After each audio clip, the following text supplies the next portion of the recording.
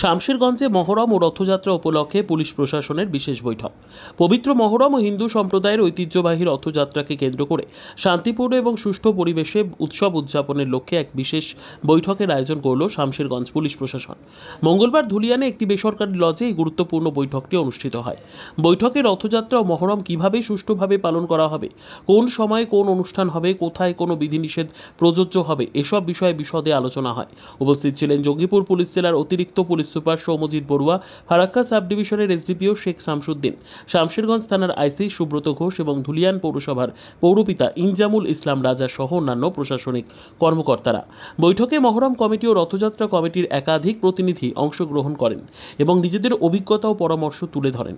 প্রশাসনের দিক নির্দেশনার প্রতি পূর্ণ সহমত প্রকাশ করে তারা সর্বাত্মক সহযোগিতার আশ্বাস দেন। বৈঠকে বিশেষভাবে গুরুত্ব দেওয়া হয় সাম্প্রদায়িক সম্প্রীতির। আলোচনা হয় কিভাবে মহরম ও রথযাত্রা দুটি ভিন্ন ধর্মীয় উৎসব সম্প্রীতির পরিবেশে উদযাপিত হতে পারে।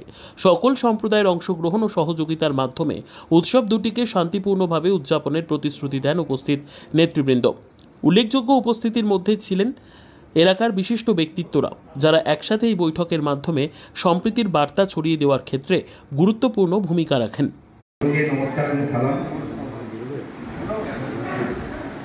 আমি এখানে ফারাক্কা হিসেবে জয়েন করার পর প্রথম বড় অনুষ্ঠান যেটা হয় সেটা হচ্ছে ঈদ উল আজহা বা বকরিদ বলি আমরা, যেটা খুবই সুষ্ঠুভাবে এবং খুবই ভালোভাবে কেটেছে। তারপর রথ, যেটা আমাদের কিছুদিন আগে হয়েছে, সেটাও খুবই ভালোভাবে কেটেছে। প্রচুর লোকের সমাগম হয়েছিল এবং সবাই মিলে খুব সুন্দরভাবে আমরা পালন করেছি। নেক্সট 5 তারিখে আমাদের আছে উল্টো রথ, 6 তারিখে আছে মহরম।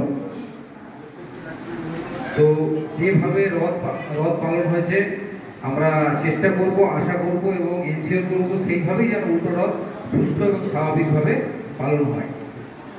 তার জন্য আমাদের তরফ থেকে যা যা করার দরকার আমরা তো করছি। আপনাদের সেই দিন যদি কোনো অসুবিধা হয়ে থাকে, যে রথের দিন হয়তো আমাদের চোখে পড়েনি, আপনাদের মনে হয়েছে না এই জায়গাটাতে আর একটু কিছু করলে ভালো হয় বা এই জায়গাটাতে ট্রাফিকটা একটু ট্রাফিক দেখুন ধুলিয়ান শহর খুবই কনজেস্টেড। একটু তো মানে যখন বড় র্যালি প্রসেশন বেরোবে, যারা বাইকে বা যাতেই যাচ্ছেন একটু সমস্যা হবে, এটা কিছু করার নেই। তো আপনারা সেই সাজেশন আমাদেরকে দিতে পারেন। তারপরে আসছি মহরম, মানে সেটা খুবই ভালোভাবে কেটেছে আমাদের রথ, উল্টো রথ সেইভাবেই কাটছে। এবং তার পরের দিনই আছে মহরম এবং মহরমের 6 তারিখ মহরম, 5 তারিখে দুপুরে মাতম। তো এটা একটা যারা যারা দুপুরে মাতম করেন এবং কোথায় করবেন না করবেন সেটা পুরোপুরি থানাকে জানাবেন। আপনার যে কমিটি আছে, প্রত্যেকটা কমিটি কোনো আমাদের মিউনিসিপ্যালিটির মধ্যে আছে, গ্রামের দিকে মানে গ্রাম পঞ্চায়েতের আন্ডারে আছে, আপনাদের জিপি অফিসারদেরকে বলবেন বা থানার বড় আপনারা বলবেন যে আপনাদের এই প্রোগ্রাম আছে। তাহলে সেই মতোভাবে আমরা দেখে নেবো যে কী প্রোগ্রাম আছে, সেই রুটে অন্য কোনো র্যালি আছে নাকি, উল্টো রথের কোনো ব্যাপার আছে নাকি, থাকলে আমরা সেইভাবে অ্যাসেসমেন্ট করে নেব। এরপরে মহরম তো মহরম মাসের 10 তারিখ পালন করা হয়। কি জন্য পালন করা হয় অত বিস্তারিত আমি যাচ্ছি না, কিন্তু এটা একটা আনন্দের উৎসব নয়, এটা খুবই দুঃখের উৎসব। আমার বাড়িতে রোজা রেখে পালন করে, আমাদের কোনো তাজিয়ে টাজিয়ে বেরোয় না, রোজা রাখা হয়। এবং ম্যাক্সিমাম জায়গাতে পালন করা হয় না, মানে ঈদ বকরিদ সবাই পালন করে, মহরম সবাই করে। তার অন্য ঐতিহাসিক ব্যাখ্যা আছে, সেটা যারা পালন করেন ঠিক আছে। মহরমে দুঃখ প্রকাশ করতে দেখেছেন কোথাও? হ্যাঁ, যে ডিজে বাজিয়ে দুঃখ প্রকাশ করছে। কারো বাড়িতে মারা গেলে কি ডিজে বাজে? বিয়ে বাড়িতে বাজে, ঠিক আছে। ঈদে বাজছে, অন্যান্য অনুষ্ঠান যেগুলো আনন্দের অনুষ্ঠান সেখানে বাজছে, ঠিক আছে, সেটা বাজে না।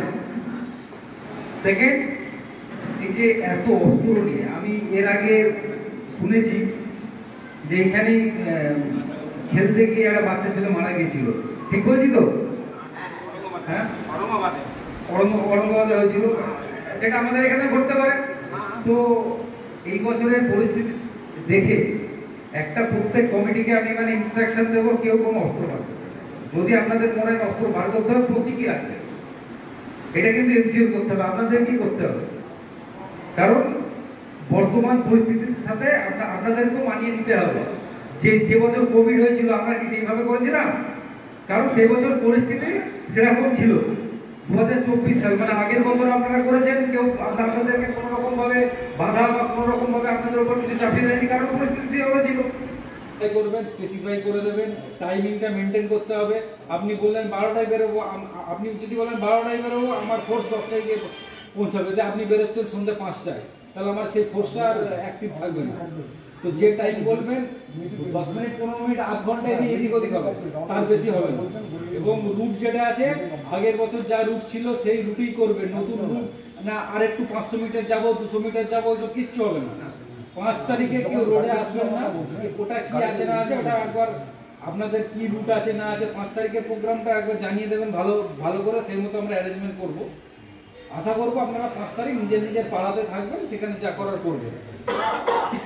আজকের সভার সঞ্চালক আইসি স্যারের উপস্থিত উল্টো রথযাত্রা মহরম কমিটির কর্মীবৃন্দ, সেক্রেটারি সভাপতিবৃন্দ উপস্থিত, চেয়ারম্যান সাহেব, প্রাক্তন চেয়ারম্যান সাহেব উপস্থিত, দর্শকবৃন্দ, হাউসনগর মহরম কমিটির পক্ষ থেকে আমি বলছি, আমাদের